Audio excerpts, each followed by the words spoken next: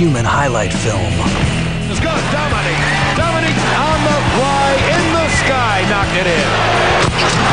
Baseline drive, Dominique. Oh my goodness! Did you see Dominique Wilkins got his nickname long before arriving in Atlanta.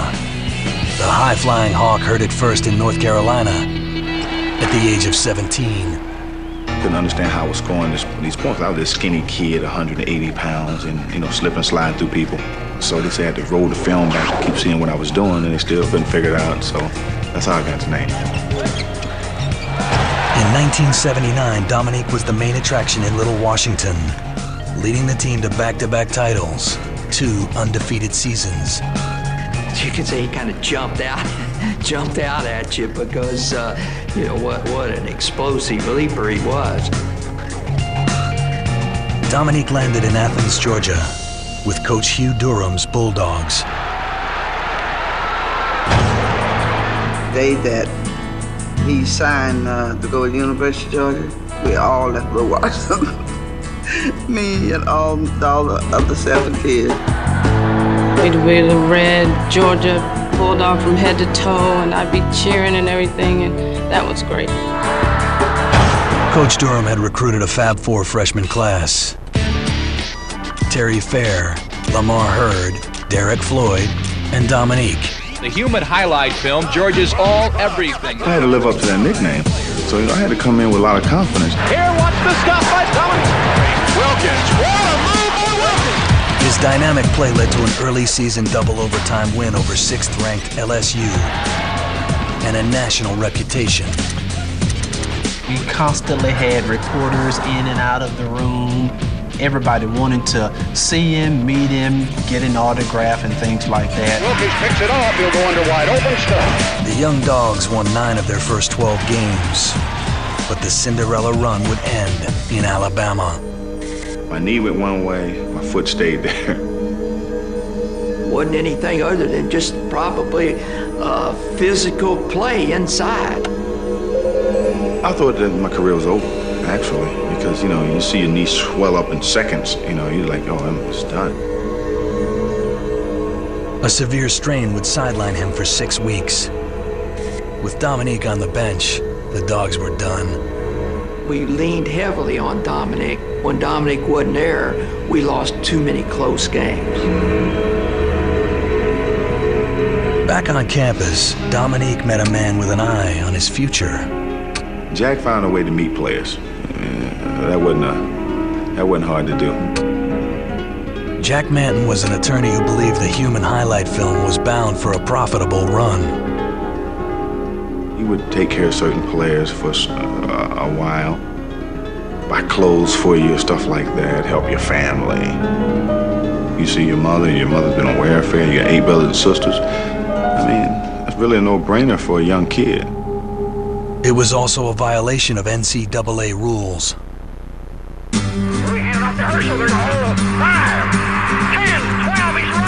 the fall of 1980, Herschel Walker arrived in Athens like a freight train. The following spring, in Stegman Coliseum, Dominique reminded Georgia fans of the other game in town. We had the football players interested in coming to watch us now rather than us just going to watch them. Watch the stop by Dominique. Dominique averaged more than 20 points a game, but it was the way he scored, like a live wire. It seems strange that a ball player your caliber would go down to Georgia that didn't have tradition. They're known for football. Right, that's true. I just wanted to go to a school to help build a tradition. Dominique led the Dogs to 19 wins and a spot in the National Invitational Tournament. He considered turning pro after only 1 complete college season, a surprising move for the times. I basically said, hey, the money is there. You can just take it whenever you get ready. I said, Mom, what should I do? You getting food stamps, you on welfare, I don't like that. I said, well, tell you what you do. I know I need your help, but you go in the room and you say a prayer. And when you come out, the decision that you make, that's what you do. Mentally, I just wasn't ready. Dominique would have one more run in Athens before a starring role on the grandest stage of all. But his dog days would come back to haunt him. I don't understand, what Jack wanted out of me. It ain't like he needed the money. He got his money right off my contract, so. Money would be the least of his worries. The newspaper, half the things they put in there was lies. They didn't need to make up stories because it was all true.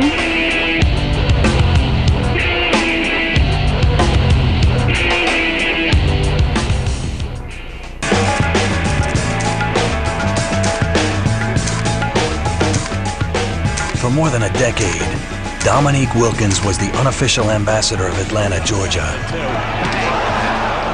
He meant a lot to Atlanta. He was basically the man, just like Ted Turner's the man here in Atlanta. He was the man here. Utah Jazz choose Dominique Wilkins. He was almost the man in Salt Lake City. Utah took him with the 3rd overall pick in 1982. But Ted Turner saw a potential gold mine in the former Georgia star. The media mogul gave the Jazz $1 million and 2 proven players, including veteran John Drew, for the rookie. Welcome to Atlanta. John Drew was one of the elder statesmen of the team. To get wind of, John Drew getting traded for a rookie, it almost blew us off our feet. The rookie made the deal seem like a steal.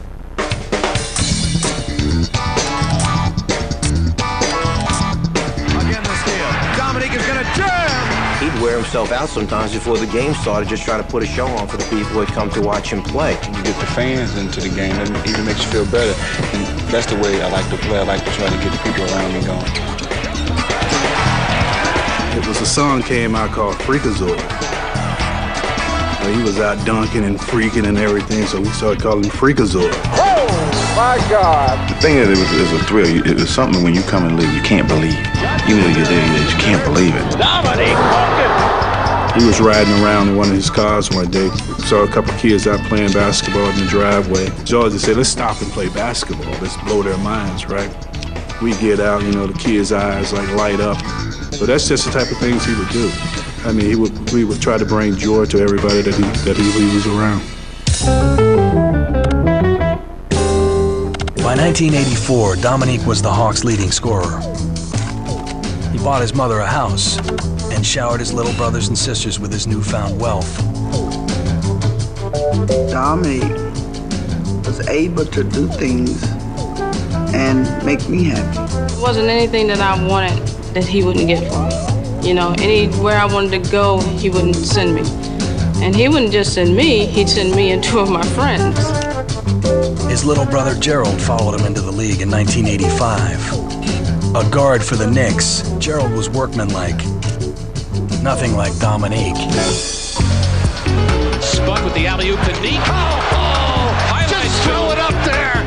He was spectacular. I mean, just spectacular. The dunks, the explosions to the basket. It would be just like thunder, like boom! Dominique ahead of the field!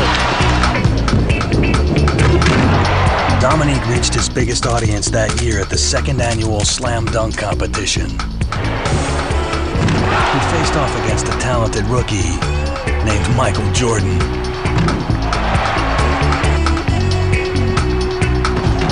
Dominique took the individual trophy, but he wanted a championship. I asked him, what do you think you can do for this team? And he said, I think I can score more and help us win more basketball games.